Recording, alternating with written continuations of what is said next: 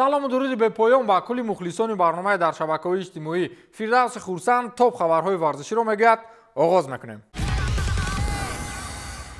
бозии дастаҳои Реал Мадрид ва Бавария дар даври нимниҳоии Лигаи Чемпионҳо классикои футболи Аврупост, ки шаби гузашта хеле болаззат паси сар шуд. Бавария чун мизбони бозӣ дар идоракунии рақобат бартарӣ дошт, аммо Реал аз чанд фурсате ки дошт бо муваффақият истифода бурд. Гап сар ин аст ки пеш аз бозӣ бартариятро пурра ҷониби Реал медоданд, аммо дар як фронт мубориза бурдани Бавария боис шуд то мюнхениҳо тамоми нерӯи худро истифода бубаранд. паси головари Тони Кросро ки дид, як пасе аз гол зеботар ки агар эфири телевизион намебуд, мегуфтам ҳимоятгарони Бавария аз ин пас чӣ хел дар ҳайрат монданд. ҳоло тамоми расонаҳои хабарӣ оиди ин паси голии Тони Крос барои Винисиус Жуниор ҳарф мезананд. пеш аз пас кардан олмонӣ ба бразилӣ ишора кард ки бояд ба куҷо бидавад. он гунае аз маркази майдон тӯбро Винисиус дод ки бразилӣ бо Нойер ба қавле 1-1 баромад. голи аввалинро Винисиус Жуниор зад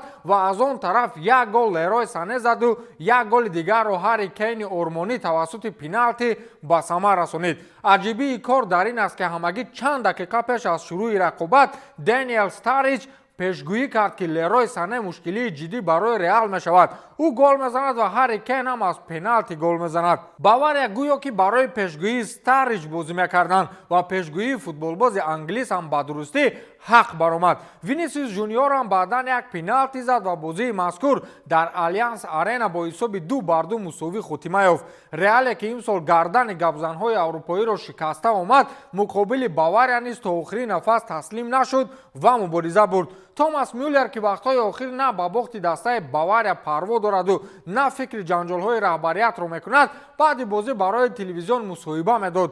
дар вақти мусоҳиба ӯ ба паси камера нигоҳ карду гуфт ки Чуамени аз паси дастгоҳи наворбардорӣ суханони маро бо диққат гӯш дорад ва барои бозии оянда баҳри шипионӣ омадааст. Чуамени ҳам ба мусоҳиба як хуш шуду зуд баромада рафт. аз нӯ бозие ки Анчелоти муқобили Бавария гузаронидааст, то ҳол ягон маротиба шикаст нахӯрдааст. 6 ғалаба ва 3 мусовӣ ин омори муқобилияти мутахассиси итолиёвӣ бар зидди Бавария Мюнхен мебошад. хулоси ин бозӣ ҳам дар қатори бозии гузаштаи Сити ва Реал ҳамчун финали бармаҳал унвон дода шуд ва гуфтанд бозии ҷавобӣ аз ин ҳам хушмаззатар мешавад.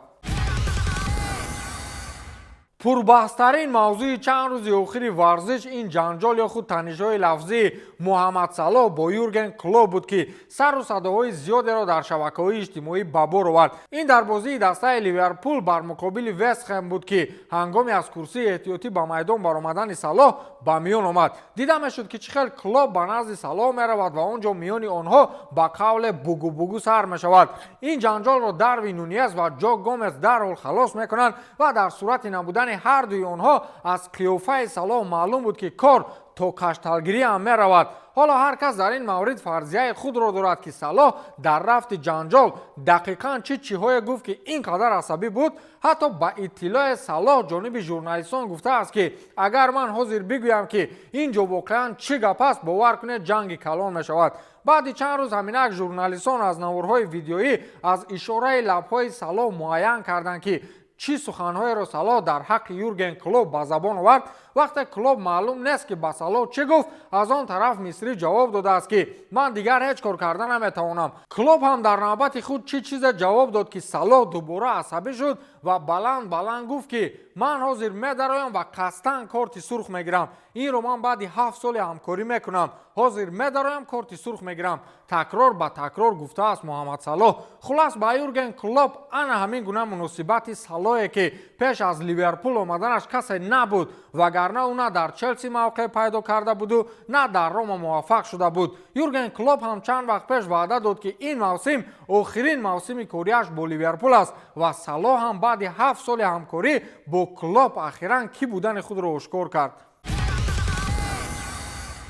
лестер сити баъди як соли ба чемпионшип рафтанаш ҳаминак боз ба премер-лигаи англия баргашт. гап сар ин аст ки лестер сити дирӯз расман чемпиони мусобиқаи чемпионшип гардид ва камбеки навбатии худро ба премер-лигаи англия анҷом дод. ин дар ҳоле аст ки соли гузашта мавсими бебарореро дар премер-лигаи англия таҳти сармураббигии брендан роҷерс паси сар намуда буданд ва ин мавсимро дар рақобатҳои чемпионати дуюмдараҷаи англия гузаронданд ки дар ниҳоят ҳамчун чемпиони чемпионшип мавсими ояндаро дар мусобиқаи асосии футболии англия хоҳанд гузаронид. гап сар ин аст ки онҳо дар аввалин иштирокашон дар премер-лигаи англия соли 2016 чемпиони ин мусобиқа шуда буданд ва ҷейми вардии содиқ ба ин даста беҳтарин футболбози ҳамон мавсим гардида буд. ҳарчанд харидорони ин футболбози соҳибноми лестер дар арсаи футбол зиёд буд, аммо ӯ вафодорӣ ба дастаи худро интихоб карду ҳамроҳи лестер ба чемпионшип рафт. ана ҳамин гуна футболбозоне ҳастанд ки садоқати даста аз ҳамаи арзишҳои дигар боло меистад. дастаи барселона бозии навбатии худро дар чемпионати испания муқобили дастаи валенсия барпо кард. новбаста аз мушкилиҳои охири дохили бошгоҳӣ тими каталонӣ тавонист дастаи валенсияро бо ҳисоби бузурги 4-2 шикаст бидиҳад. роберт левандовски футболбози полшагии ин даста дар ин дидор якбора 3 гол зад ва хетрики навбатии худро дар арсаи футбол ба қайд гирифт. барселона баъди ин ғолибият дастаи жиронаро дар ҷадвал паси худ гузошт ки то ин дам жирона дар ҷои дуюми ҷадвали мусобиқаи ла лига қарор дошт.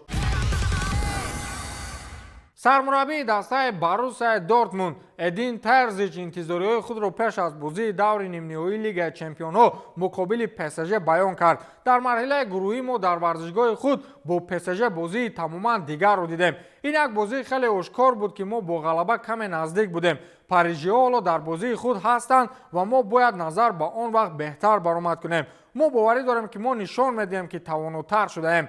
албатта мағлуб кардани ПСЖ осон нахоҳад буд. онҳо дар ҳаят Мбаппе бар ин бозингари тавоно доранд, аммо мақсади мо роҳ ёфтан ба финал аст. барои ҳамин мо бояд ба ҳама чиз омода шавем. кори хуб он аст ки мо аллакай бисёр чизҳоро аз сар гузаронидем. мо ин роҳро бо гузаштан аз рақибони душвор ба даст овардем. мо набояд аз ҳад зиёд кӯшиш кунем, аммо мо бояд ба қобилиятҳои худ боварӣ дошта бошем. мо нақша дорем ки муқобили парижиҳо зафар ёбем. ин ду бозии пӯшида хоҳанд буд, гуфт Терзич дар нишасти матбуотӣ. бозии аввал миёни дастаҳои Боруссия ва ПСЖ рӯзи 1 май, яъне имшаб дар шаҳри Дортмунд баргузор мешавад. оғози бозӣ соати 23:50 бо вақти душанбе тавассути телевизиони варзиш. ин хабарҳои охирини варзиш буд ки онро ман Фирдавси хурсанд бароятон гуфтам. то нашри навбатӣ пирӯз бошед.